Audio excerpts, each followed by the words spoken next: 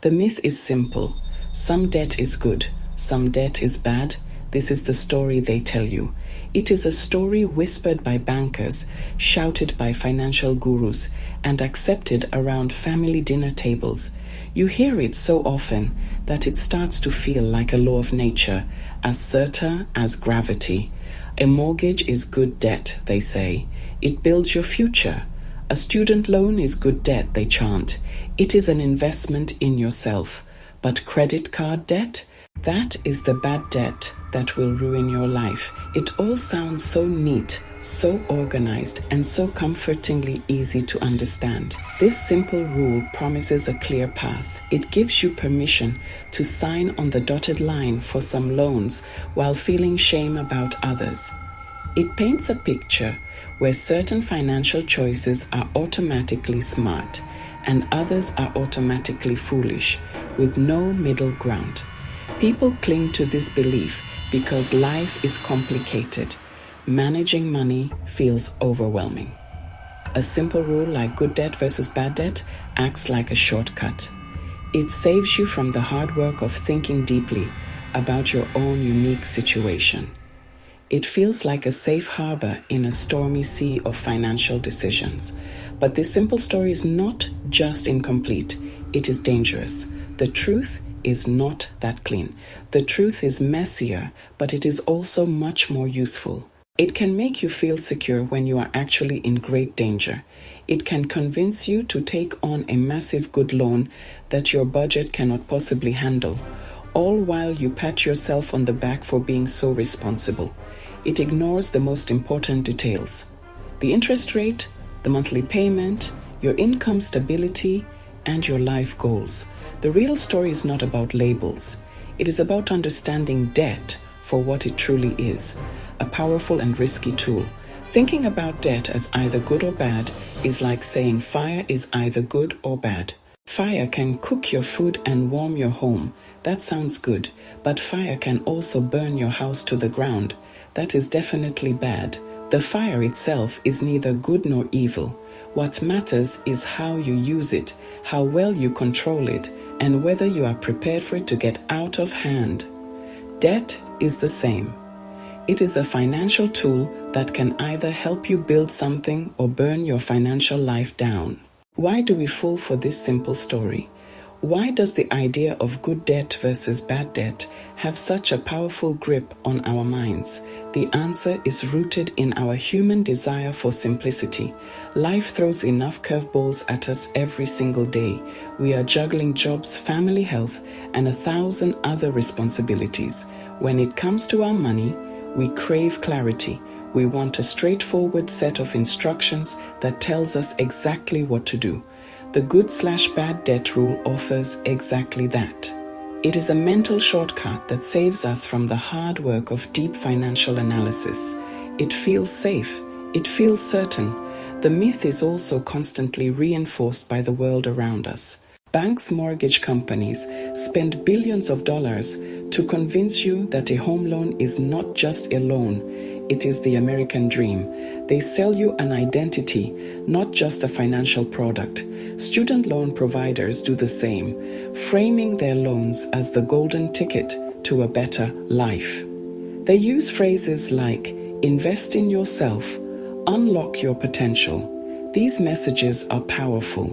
They make borrowing hundreds of thousands of dollars feel like a noble and intelligent act, not a massive financial risk that will follow you for decades.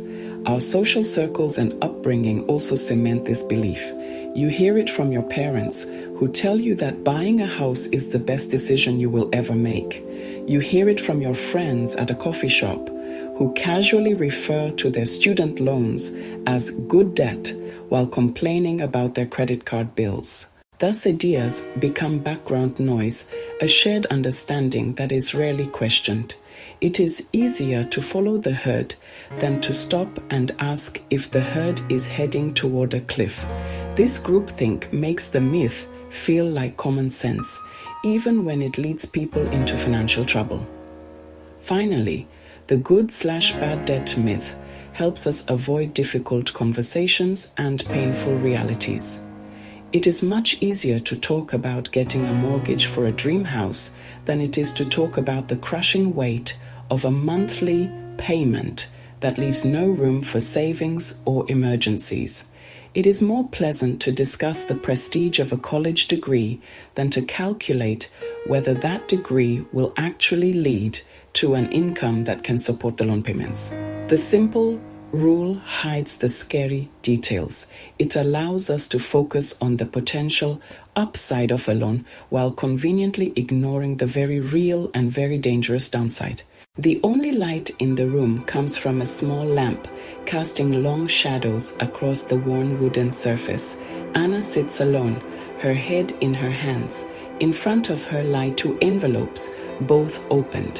One is from her mortgage company, the other is from her credit card company. She has heard the rule 1,000 times. The mortgage is her good debt. It is an investment in her family's future, a piece of the American dream she can call her own. The credit card bill is her bad debt, a symbol of frivolous spending or a moment of weakness. She should feel proud of one and ashamed of the other. But tonight, the labels feel hollow. They feel like a lie. The mortgage payment is a monster. It is a constant source of stress, a tightrope she walks every single month. There is no room for error. A broken down car or an unexpected medical bill would be a catastrophe. She feels trapped by this good debt, a prisoner in her own beautiful home. Every time she writes that check, a knot of anxiety tightens in her stomach. Is this what building a future is supposed to feel like? This constant quiet panic.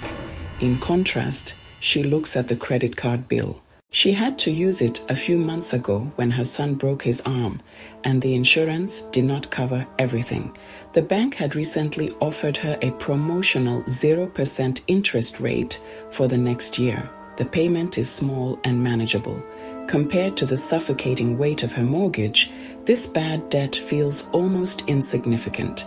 It was incurred for a necessity, and for now, it is not costing her a single penny in interest. The rule says she should be terrified of this bill, but the reality is that the mortgage is what keeps her awake at night. Anna leans back in her chair, the wood creaking in the silent house. Who is right? Or the reality of her own life? The simple rule of good versus bad has failed her completely. It gave her a false sense of security when she signed the mortgage papers, and it heaps guilt on her for a credit card balance that was used to care for her child. She realizes the labels are meaningless. What matters is the impact on her life, on her stress levels, on her ability to sleep through the night. The mortgage, her supposed asset, feels like an anchor dragging her down. The air is thick with the smell of roasted beans and steamed milk. Mark stirs his latte, his gaze lost in the swirling foam. Two men sit close at a small table. One looks downcast into his cup. He is talking to his friend, trying to keep his voice steady. He's talking about his student loan. He remembers the day he took it out.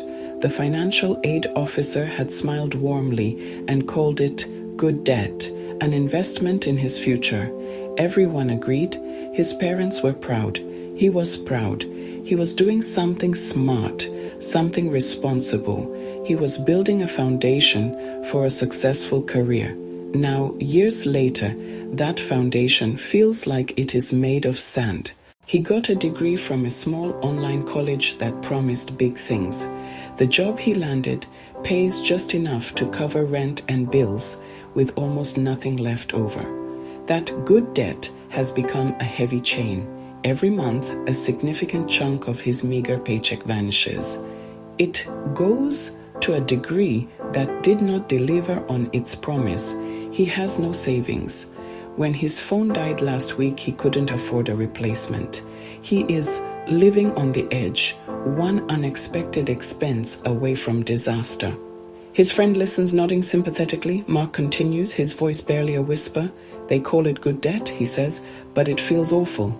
He cannot change careers. He's tied to this job. He cannot move to a new city. No money for a deposit. He cannot even take a simple vacation. The promise of a better life feels like a cruel joke. Mark's story is not unique. Millions are crushed under so-called good debt. They were told it was a smart investment. They were not taught to ask the hard questions.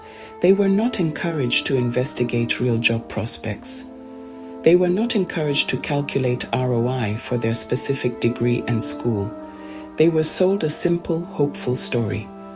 Now they live with complicated, painful consequences. A label alone cannot protect you from a bad financial outcome. The problem with the good debt versus bad debt rule is that it asks the wrong question. It is a lazy question. It encourages you to stop thinking the moment you have applied a label. Is this a mortgage? It must be good. Is this a credit card balance? It must be bad. This kind of thinking is not just unhelpful, it is financially dangerous. It completely ignores the context, which is the only thing that actually matters when you are dealing with your money and your life. We need to throw out the old, useless question and start asking better, smarter questions instead. Instead of asking, is this debt good or bad? We must start asking questions that get to the heart of the matter, The first and most important question is, will this debt move me closer to a meaningful goal that I cannot achieve otherwise? This forces you to define your goals first. Are you borrowing money to buy a reliable car? Or are you borrowing for a luxury vehicle to impress your neighbors? The debt itself is not the issue. The purpose behind it is. A loan should be a deliberate strategy, not an impulse. The next critical question is, can I truly afford this debt, not just today, but if my life changes? This is about more than just seeing if the monthly payment fits into your current budget. It is about stress testing your finances. What happens if you lose your job or have to take a pay cut? What if your partner gets sick? Do you have an emergency fund to cover the payments for a few months? A loan that you can comfortably afford on your best day might become a crushing burden on your worst day. A smart question anticipates the storms, not just the sunshine. Finally, we must ask, what is the total all-in cost of this debt? This goes beyond the sticker price. You need to know the interest rate and any associated fees. A low monthly payment can be incredibly deceptive if it is stretched out over 30 years, causing you to pay double or even triple the original amount borrowed. Asking about the total cost forces you to confront the true price of borrowing money. These questions about your goals, your risk, and the total cost, they require thought and a little bit of math. But they are the questions that will lead you to real financial power. The first step to breaking free from the good/bad debt myth is to stop trusting labels and start trusting numbers. Math is not emotional. Math does not care about marketing slogans or what your neighbor is doing. Before you even think about signing for a loan, you must find out its true cost. This means you need to look past the attractive monthly payment interest rate loan-term fees. These factors determine what you will actually pay. Let's look at a simple example. Imagine you want to borrow $5,000. One lender offers you a loan at a 10% interest rate to be paid back over 3 years. Another lender offers you a loan for the same amount, but at a 25% interest rate over the same 3-year period. The labels personal loan, consolidation loan do not matter here. What matters is the math. For the 10% loan, your monthly payment would be about $161. Over the life of the loan, you would pay back a total of around $5,800. Now, let's look at the second offer. For the 25% loan, your monthly payment jumps to about $204. That might not seem like a huge difference at first glance, but let's look at the total cost. Over the same 3 years, you would pay back a total of roughly $7,344. The cost of borrowing the exact same $5,000 was a staggering $2,344. That is nearly 3 times more expensive than the first loan. The simple word good or bad did not help you see that. The numbers did. Understanding the real cost empowers you to choose the option that keeps more of your hard-earned money in your pocket. This principle applies to all debt, including the so-called good kind. A 30-year mortgage at a 4% interest rate is a completely different financial animal than the same mortgage at an 8% interest rate. The difference in total interest paid over the life of the loan can be hundreds of thousands of dollars. Use an online calculator if you need to. Write the numbers down. Look at the monthly payment, but more importantly, look at the total cost. When you see the real price tag, you can make a decision based on facts, not on a fairy tale. Knowing the cost of a loan is only half the battle. The second rule is to honestly assess your ability to pay that cost, month after month, year after year. This is about cash flow. Cash flow is simply the money moving into your household. You must look at your monthly budget and determine if you can truly handle a new loan payment without putting your financial life on a knife's edge. Too many people make decisions based on a best-case scenario. A loan that seems manageable today can become an impossible burden tomorrow. Before you take on any new debt, you must have a safety net in place. This means you need an emergency fund. This is non-negotiable. An emergency fund is a stash of savings, separate from your other accounts. It's reserved for true emergencies, job loss, medical crisis, major home repair. Taking on a significant loan without at least 3 to 6 months of basic living expenses saved up is like going on a trapeze without a net. It is an unnecessary risk that can lead to financial ruin. A large good debt, like a mortgage, can quickly break you if you lose your job and have no cash to cover the payments. Let's look at an example. Sarah earns $4,000 a month after taxes. Her rent basic expenses come to $2,500, leaving her with $1,500. She has $2,000 in savings. She wants to buy a new car and qualifies for a loan with a $700 monthly payment.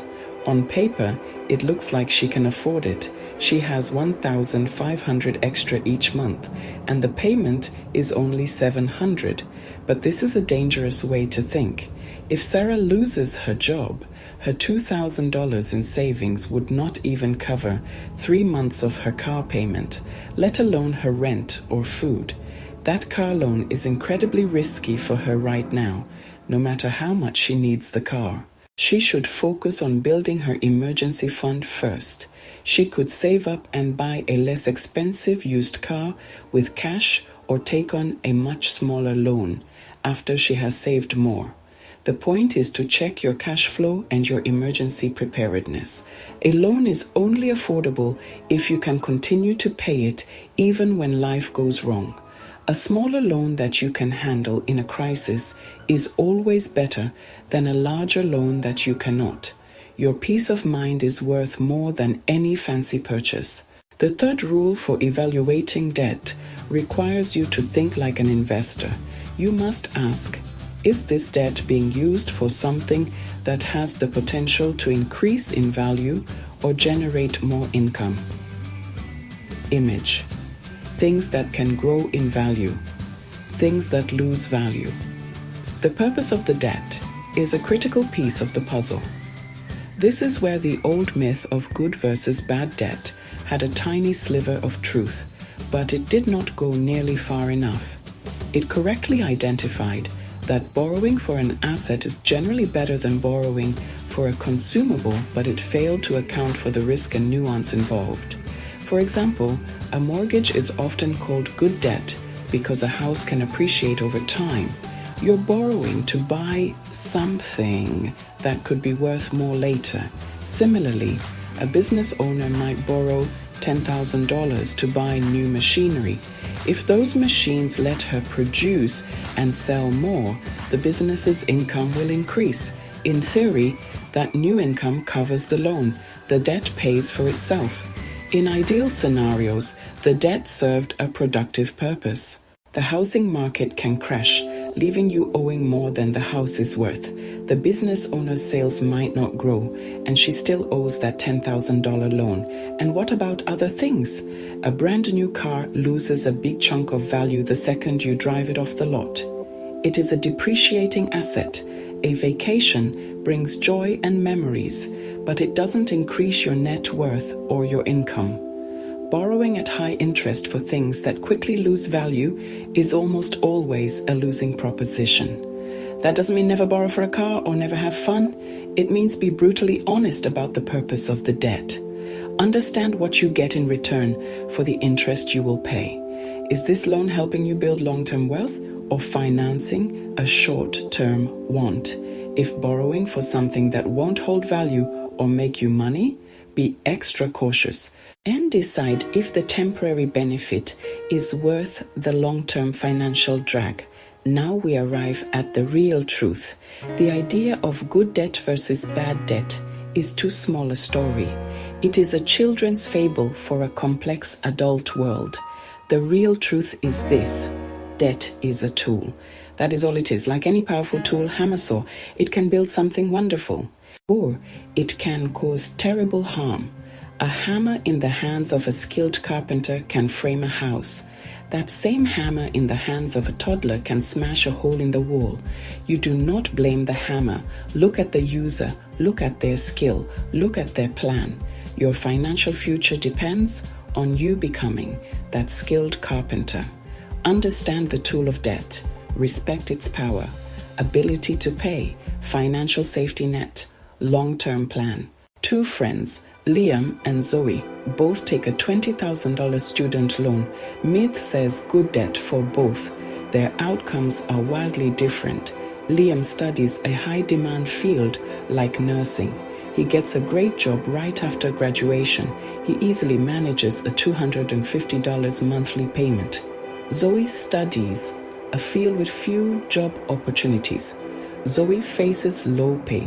She struggles to find work, ends up in a low-wage job unrelated to her degree.